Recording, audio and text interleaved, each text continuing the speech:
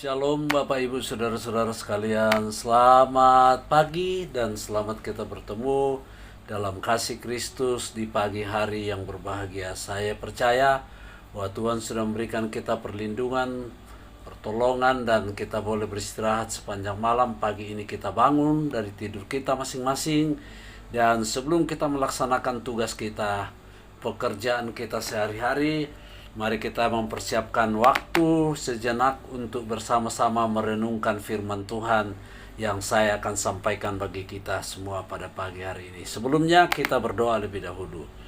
Bapa kami yang ada di surga, Bapa, dalam nama Tuhan Yesus, kami bersyukur pagi hari ini kami masih diberi waktu untuk menghirup udara yang segar.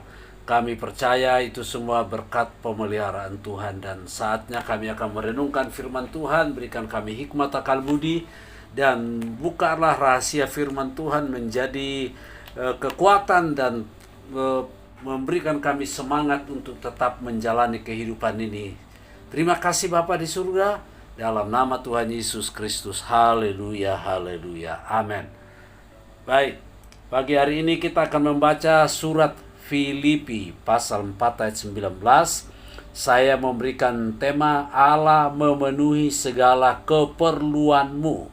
Luar biasa. Jadi Allah memenuhi segala apa yang kita butuhkan, segala keperluan kita, baik keperluan sehari-hari, keperluan kita tentang masa yang akan datang, keperluan di dalam hidup yang kekal. Mari saya bacakan ya, Filipi 4 ayat 19.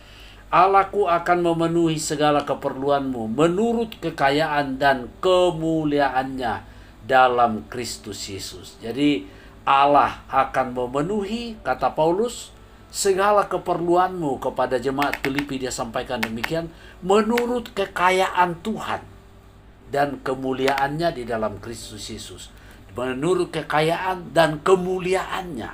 Oh, ini sesuatu berkat yang luar biasa. Perlu kita berdoa kepada Tuhan. Nah, artinya begini, Paulus menekankan pemeliharaan yang penuh kasih dari Allah Bapa terhadap anak-anaknya. Jadi ini Paulus menekankan kepada jemaat Filipi bahwa Allah itu memelihara kita dengan penuh kasih sebagai anak-anak Tuhan. Poin yang pertama, Tuhan memenuhi segala keperluan kita.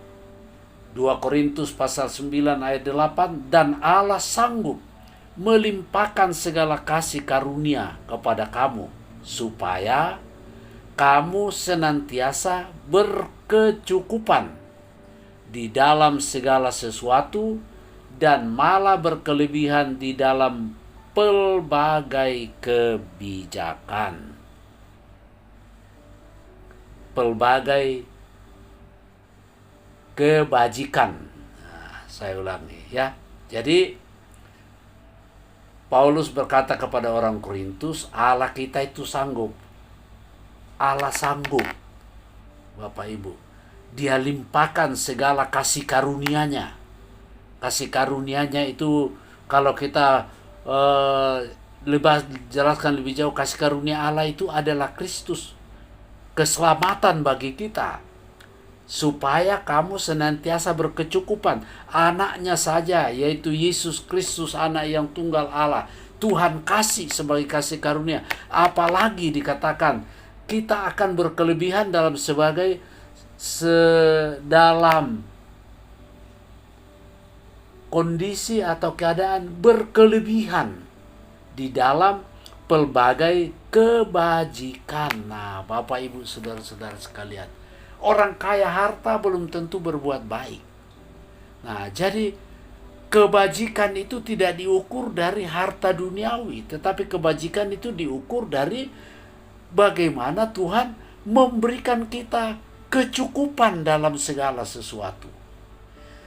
Nah, artinya begini, orang percaya yang memberi menurut kemampuan mereka untuk menolong orang lain yang membutuhkan akan menemukan bahwa kasih karunia Allah mencukupi kebutuhan mereka sendiri.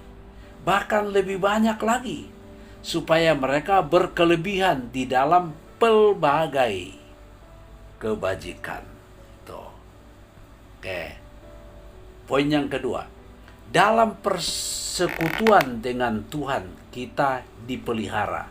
Kalau kita rajin bersekutu dengan Tuhan, beribadah, berdoa, membaca firman Tuhan, nah ini janji Tuhan. Tuhan yang akan pelihara kita. Kita tidak sanggup memelihara diri kita sendiri. Karena nafas itu sendiri kan Tuhan yang kasih. Kalau Tuhan hentikan nafas, kita tidak bisa bikin apa-apa. Nah, makanya 2 Tesalonika 3 ayat 3.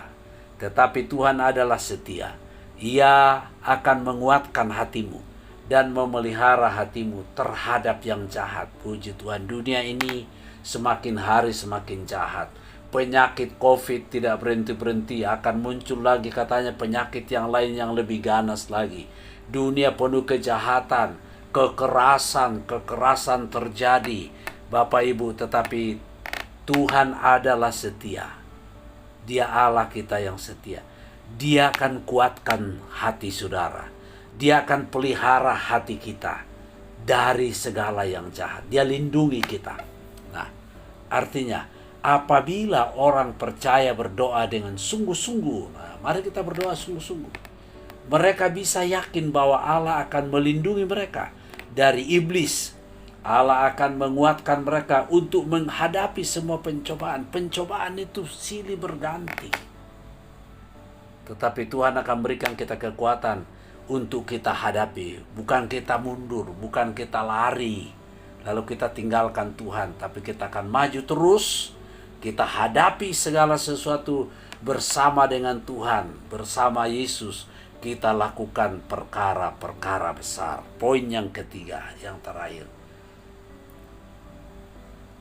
Tuhan akan memelihara, mencukupkan segala keperluan kita melalui doa dan iman kita yang tekun. Jadi kita perlu berdoa dengan tekun. Kita memiliki iman dengan tekun. Jangan iman kita luntur. Filipi 4 ayat 6 dan 7. Janganlah hendaknya kamu khawatir tentang apapun juga. Tetapi nyatakanlah dalam segala hal keinginanmu kepada Allah dalam doa dan permohonan dengan ucapan syukur. Nah, nyatakan apa yang Bapak Ibu Saudara inginkan. Anak-anak muda, apa yang kalian inginkan.